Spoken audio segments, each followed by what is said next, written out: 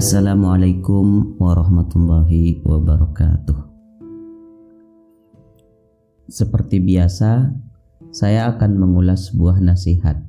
Sekarang saya akan membahas tentang nasihat dari Jalaluddin Rumi. Rumi pernah mengatakan, kelak lukamu ini akan jadi obat bagimu. Dalam hidup ini kita memang tak bisa lepas dari yang namanya penderitaan. Sebagaimana firman Allah dalam surat Al-Anbiya ayat 35. Wa nabluukum bisyarri wal khairi fitnah wa ilaina turja'un.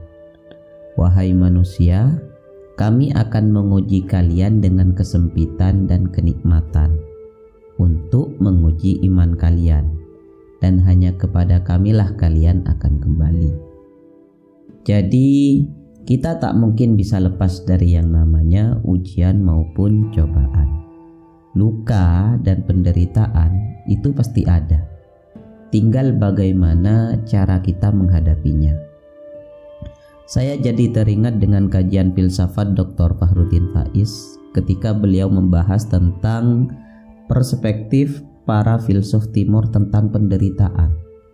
Secara umum, menurut pandangan para filsuf timur ini, ya salah satunya Jalaluddin Rumi, penderitaan itu sebenarnya terjadi karena manusia ilmunya kurang, pengetahuannya kurang dalam. Jadi penderitaan itu lahir karena salah memahami hidup, salah dalam memahami ujian.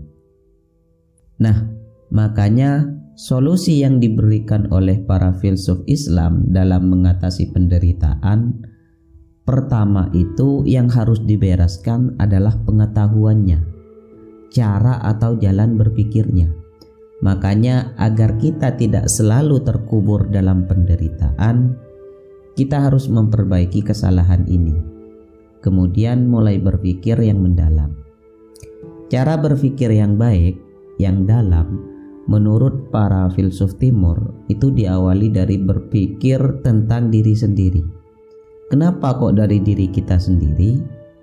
Karena yang menderita kita. Kenapa kok kita menderita? Ya karena kita ilmunya kurang, pengetahuannya kurang luas. Selama ini mungkin banyak penderitaan-penderitaan yang kita alami itu lahir karena kita tidak tahu rahasianya, tidak tahu hikmahnya. Kurang luas wawasan kita, penglihatan kita terbatas hanya di situ, sehingga terlihat seperti penderitaan saja. Padahal mungkin kalau kita ngerti yang sebenarnya, itu akan menjadi obat, akan membuat kita semakin tangguh, semakin dekat dengan Allah. Nah, kalau kita bisa memahami ujian atau penderitaan yang kita alami, ngerti porsi dan proporsinya, kemungkinan besar kita tidak akan selalu menderita. Bahkan ujian menjadi sesuatu yang membahagiakan. Kalau ini sih levelnya Rumi. Sebagaimana yang pernah saya bahas kapan lalu tentang pernyataan Rumi yang mengatakan, wahai duka cita, jika kau punya nyali, datanglah padaku. Ya, kalau kita sampai pada level ini, hidup kita isinya tentu hanya kebahagiaan semata. Jadi, mengapa penderitaan itu lahir? Ya, karena pengetahuan kita yang kurang, terutama pengetahuan tentang diri kita sendiri. Untuk itu, mari bereskan ini. Caranya, ya kenali diri kita sendiri. Bisa dimulai dari pertanyaan, siapa aku? Dari mana aku? Apa sih peran posisiku dalam hidup ini? Apa tujuan hidupku? Kemana aku akan kembali? Dari mana datangnya ujian ini, dan seterusnya. Kalau pertanyaan-pertanyaan penting ini terjawab, insya Allah nanti banyak hal-hal yang kita kategorikan sebagai penderitaan akan ketemu jawabannya. Jadi diingat lagi kata Rumi ini, bahwa setiap luka di sini adalah penderitaan, itu akan menjadi obat. Jadi jangan berduka cita, jangan galau terus, masih ada Allah kok. La tahzan, innallaha ma'ana. Ya, Allah selalu bersama kita.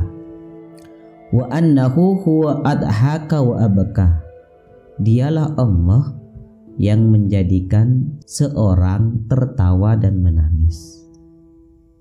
Jadi sekali lagi, hidup ini memang banyak ketemu dengan penderitaan, baik itu sebagai cobaan maupun ujian, atau bisa merupakan pembersihan atau pengampunan dari dosa-dosa, atau bisa juga merupakan bagian dari perjuangan untuk sampai pada Tuhan. Untuk itu, jangan sampai salah berpikir ketika kita sedang menghadapi ujian maupun cobaan.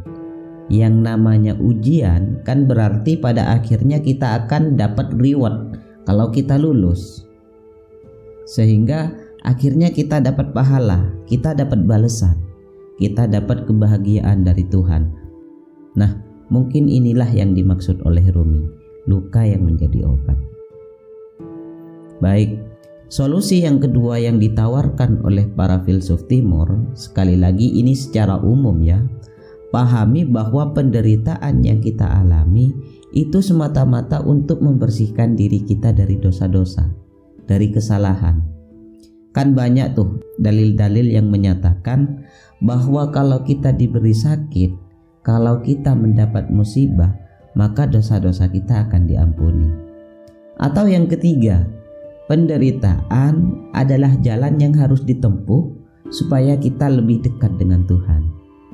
Jalan menuju Tuhan itu kan banyak usaha, banyak upaya, banyak hal yang harus kita korbankan, entah kecil atau besar, entah kita anggap berat atau kita anggap biasa. Tapi kan di situ ada perjuangan, ada pengorbanan. Ketika ada pengorbanan, pasti ada sedikit atau banyak rasa menderita. Misal zakat. Kita disuruh zakat, itu kan tidak enak. Sebagian harta kita dibagikan ke orang lain. Padahal nyarinya kan capek, nyarinya susah. Tapi memang begitu, kita harus berkorban. Agar apa? Agar luka bisa menjadi obat, agar kita bisa sampai pada Tuhan. Disuruh haji itu kan mahal, ngantrinya lama, sekitar sekarang bisa 30 tahunan lebih. Kalau yang plus kurang lebih 300 jutaan satu orang. Tapi begitulah pengorbanan demi sampai pada Tuhan, karena akan ada luka yang akan berubah menjadi obat.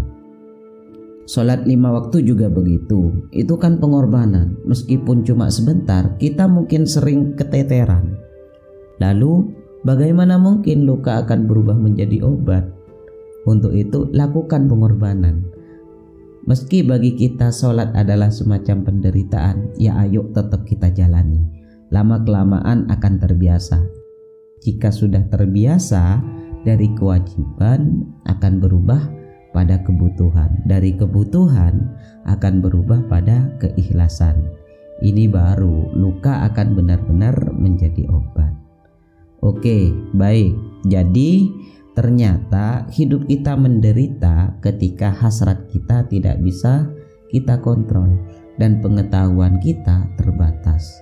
Untuk itu mari kenali diri sendiri dan teruslah belajar mengenali diri sendiri. Jangan kasih kendor, biar kita tidak gampang menderita. Baiklah, jika suka dengan video ini silahkan like, jika tidak suka dislike saja. Mari saling sapa di kolom komentar. Dari saya sekian, kurang lebihnya mohon maaf. Wassalamualaikum warahmatullahi wabarakatuh.